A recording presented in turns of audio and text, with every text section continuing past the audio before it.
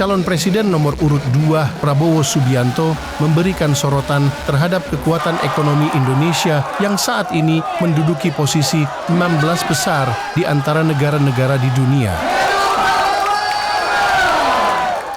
Prabowo dengan tekad kuat menyatakan bahwa potensi ekonomi tersebut harus dimanfaatkan untuk kepentingan rakyat.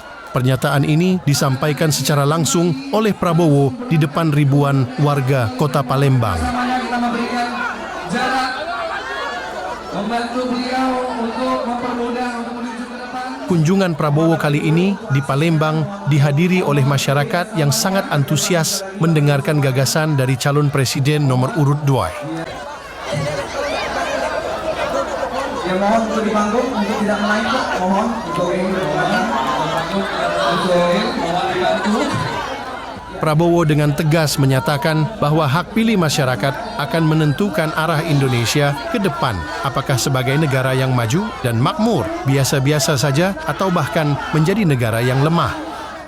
Dalam sambutannya, Prabowo menekankan bahwa rakyat memiliki tanggung jawab untuk memilih pemimpin mereka dalam sistem demokrasi Indonesia. Kita harus mengakui prestasi pemimpin-pemimpin kita. Marilah kita menjadi bangsa yang besar, bangsa yang jiwanya besar, bangsa yang punya selalu kebaikan, bukan kedengkian. Marilah kita menjadi bangsa yang bisa mengakui pemimpin-pemimpinnya. Ia memastikan agar masyarakat tidak melakukan golput dan menggunakan hak suara mereka pada pemilu 2024. Dengan penuh keyakinan, Prabowo menegaskan tekadnya untuk menjaga dan mengelola kekayaan Indonesia agar bermanfaat bagi kepentingan rakyat Indonesia.